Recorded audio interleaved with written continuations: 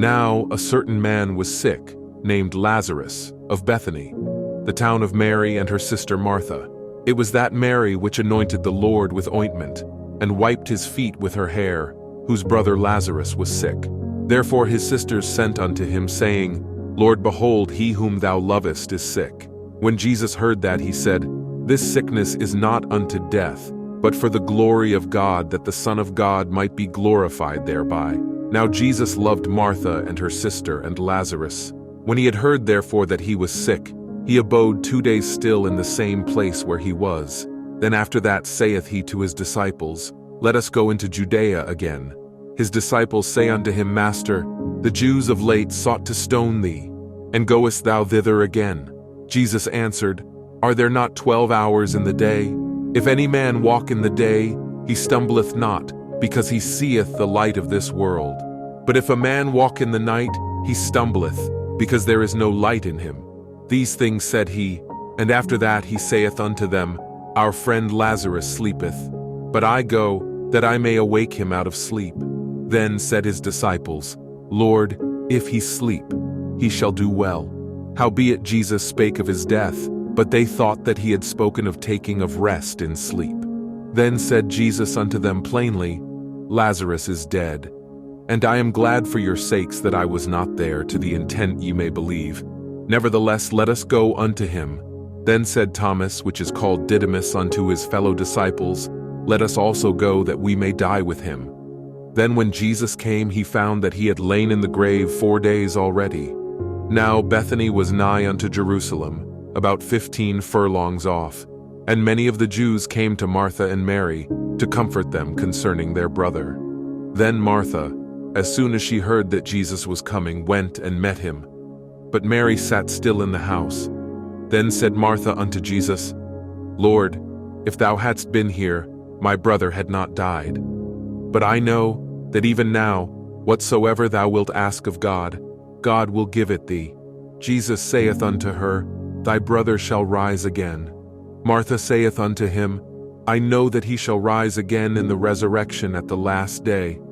Jesus said unto her, I am the resurrection and the life. He that believeth in me, though he were dead, yet shall he live. And whosoever liveth and believeth in me shall never die. Believest thou this? She saith unto him, Yea, Lord, I believe that thou art the Christ, the Son of God, which should come into the world. And when she had so said, she went her way, and called Mary her sister secretly, saying, The Master is come, and calleth for thee. As soon as she heard that, she arose quickly, and came unto him. Now Jesus was not yet come into the town, but was in that place where Martha met him.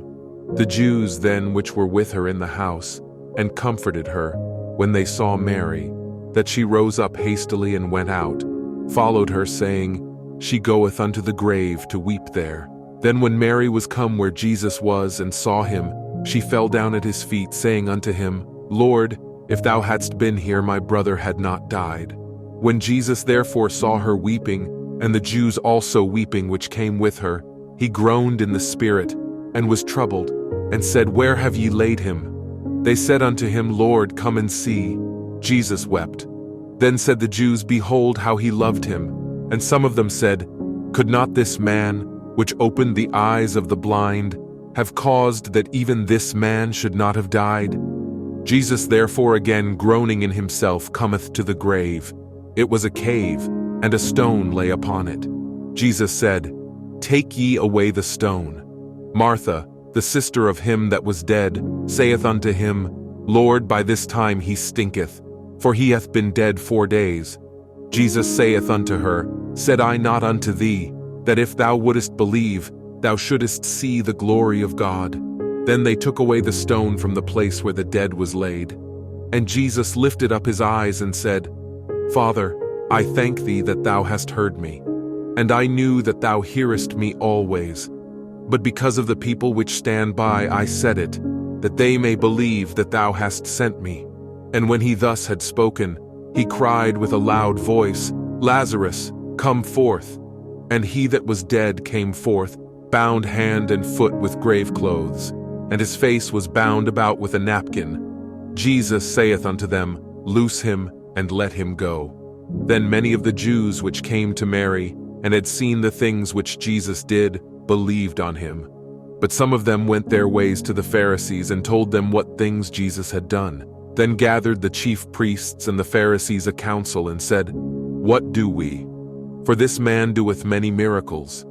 If we let him thus alone, all men will believe on him, and the Romans shall come and take away both our place and nation." And one of them, named Caiaphas, being the high priest that same year, said unto them, "Ye know nothing at all, nor consider that it is expedient for us that one man should die for the people, and that the whole nation perish not." And this spake he not of himself, but being high priest that year, he prophesied that Jesus should die for that nation. And not for that nation only, but that also he should gather together in one the children of God that were scattered abroad. Then from that day forth they took counsel together for to put him to death. Jesus therefore walked no more openly among the Jews, but went thence unto a country near to the wilderness, into a city called Ephraim, and there continued with his disciples. And the Jews' Passover was nigh at hand, and many went out of the country up to Jerusalem before the Passover to purify themselves. Then sought they for Jesus, and spake among themselves as they stood in the temple, "What think ye, that he will not come to the feast?" Now both the chief priests and the Pharisees had given a commandment, that if any man knew where he were, he should show it, that they might take him.